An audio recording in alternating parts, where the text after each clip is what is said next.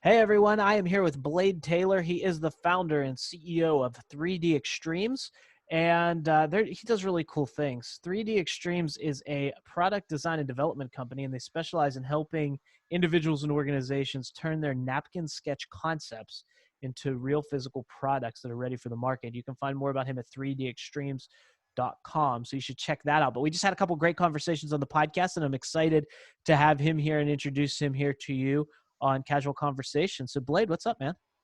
Hey, nothing much, Mario. I appreciate you having me on.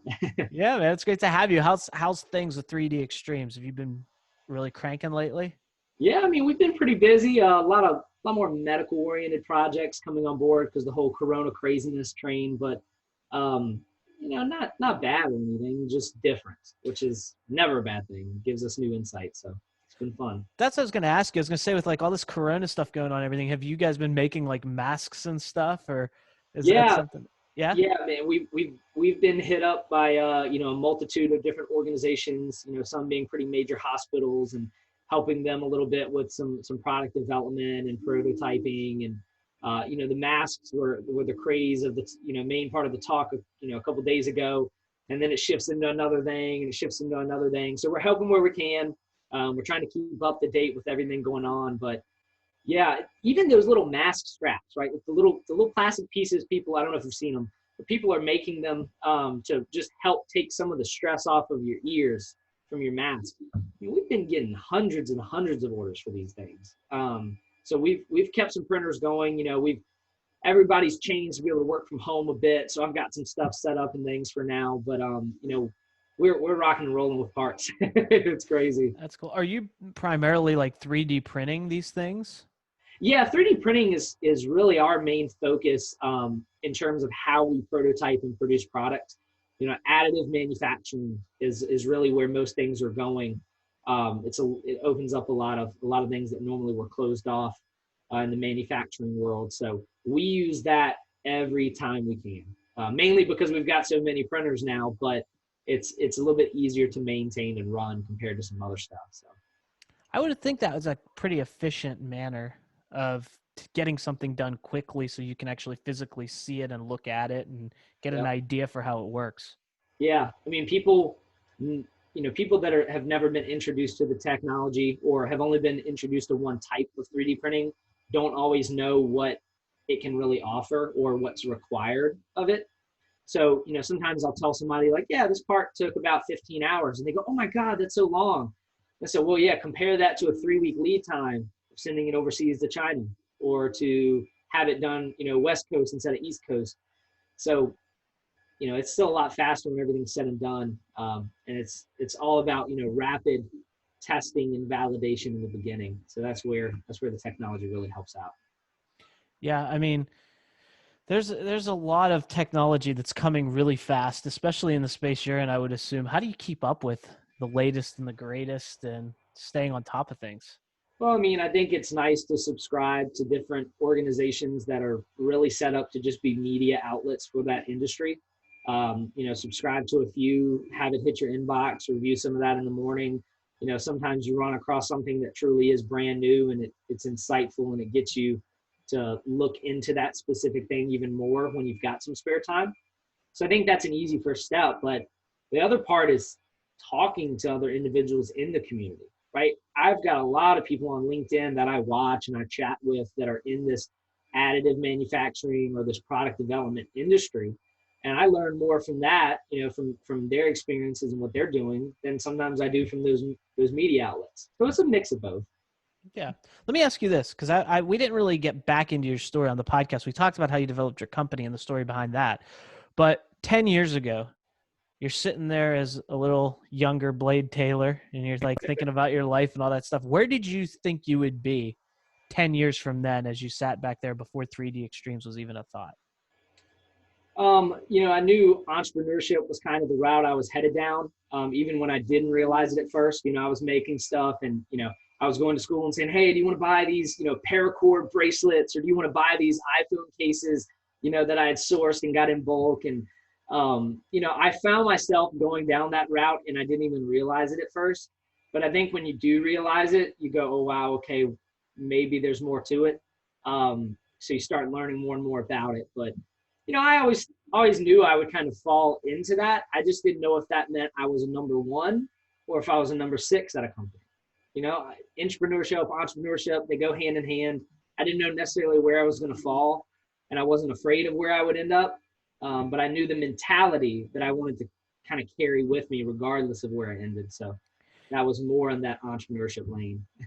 Is there any doubt in your mind that you're number one now? Oh, no, not at all. There's definitely flaws that I've got that I still have to work through in terms of how I deal with team, how I deal with horrible situations when they pop up. There's nobody's perfect, right? But I'm self-aware enough to know that whatever it is, I can get through it. I can figure it out. I can bring on that new skill. And I think that is going to always have me as being, kind of top of the food chain at a company in terms of number one, number two, number three. But I'm not against, trying new things out. So who knows where things will be in 20 or 30 years. We'll see. As an entrepreneur, what do you think your number one strength is? Time management. Definitely for me. I mean, even though, I mentioned this in the podcast, even though I've caught myself falling off, from time to time, I think it's certainly something even in my worst days, I'm better than most. And that's been very advantageous to me to be able to do so many different things at the same time and not lose it. And that's kind of odd because, a lot of entrepreneurs, not odd, but a lot of entrepreneurs I talk to, like they bring on people to control their schedules and to structure their days and to make sure they're where they're supposed to be. They're like, I just want to do the thing I do. The whole structure thing is kind of hard. So that's cool that you have that and that, because I think it gives you a little bit of a leg up moving forward. Yeah, I mean, even if you're good at something, though, it's nice to have a outside, party look into things every once in a while. And we've got some advisors we work with, and one in particular, has been very good in terms of looking at that calendar and saying, look, it looks like you're jumping around a bit. Can you do a little bit of restructuring? So it's still good to get some help, even when you feel like it's your strength, because it'll just continue to bring that back to being a top strength of yours versus a bottom strength. So. Do you see a lot of clients that come to you and they bring you these napkin sketch ideas or these inventions that they have? Are most of them very entrepreneurial, or are they mostly just like creatives? It's a mixture. I would say that most of the individuals on the private inventor side that reach us are not entrepreneurial. They tend to be, frontline workers in their industry that have run across the problem first. And that's why they have the idea of a potential solution so quickly. It's because they're the ones dealing with it every day. When you're at the top of the food chain, that is a disadvantage. You don't always know what's really going on. So don't discount yourself in terms of opportunity if you are starting out this new job and you're at the bottom of the food chain. It's actually where a lot of magic can happen and a lot of opportunity exists. And that's where we see a lot of the private inventors that reach out to us. And that's such a good point, because I think a lot of solopreneurs, they're focused on, like, they're building their business, but they're like, man, I can't wait to bring someone on to take care of this or to do this or to do this, because it's just not my favorite thing to do. And they get to that point.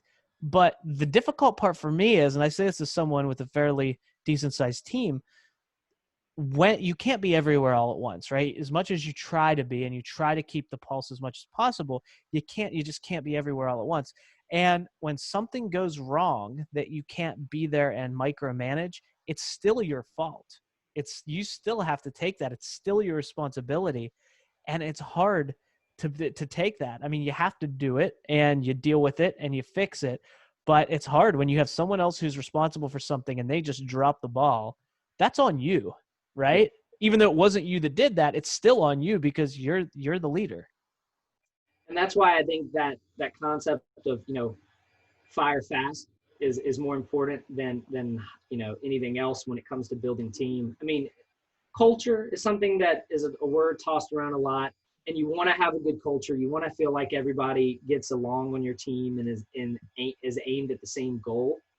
But there's still going to be times where somebody, in their life, in their position, it doesn't match up anymore. And you can't get mad over that or something that comes from that. You've got to just say, look, this is what happens. And what happens when you're CEO or COO is you make the decision on what to do next because of that.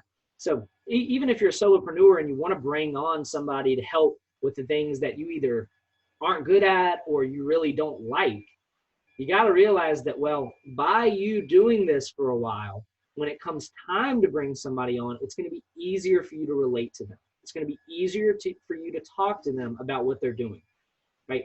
So that's a big advantage that a lot of, new entrepreneurs, when they're starting out by themselves, don't even realize until they have brought people on quickly and they go, wow, I can't look at this guy or this girl and say, hey, you should be able to do this in double the time, because I can't do it at all or I've never tried, right? So it's a good opportunity for them. That's such a good point right there, because I believe, like, even with my business, it's okay to bring people on, especially when you're scaling, because you can't do everything yourself. You need the help. But when you bring someone on and you plug them in and you train them, if you're starting this and you're building it, you better be able to do what you're teaching them to do or what you're having them do. Because, the worst thing in the world is if you're operating a business and someone leaves and you have no answer. If they leave and you either, nobody can plug in, or you have to take the time to find someone else because you can't. So as the business owner, for me, like, everything that happens within my company, I don't always want to do it, right? Because I have other things that are happening, and it's just, what's the best use of your time? But I know I can do it. I've done it before, and I can do it if I have to. And I think that's super important. And not just from a functioning standpoint or an execution standpoint, but from an integrity standpoint too. Yeah. I think if you ever hit a point where you've identified something that's crucial to your business operation, and it might be something that you really cannot do, and maybe you don't have the skill at all to do it or the know-how, that is the point at which you have to make a decision of, do you hire somebody to fill that gap? And if something goes wrong, you have to still try to fill it, and maybe you can't. Or do you decide, let me find a partner or build a partnership that can fill that gap? And that's what happened with me at 3DXtremes is, I knew a lot about the additive manufacturing world and what's involved there and involved with product design and development. But the actual design work itself, I just never jumped into that seat of being a CAD model designer. I never got into that position. So that's where my partner, his name's Bryce, ended up coming on board and filling that position, because that was a know-how or a skill that he had, and it has continuously evolved and grown. So anybody starting out, as early on as possible, identify what is crucial, try to build a little bit of that skill. But if you find that you truly can't do it, look for a partner potentially.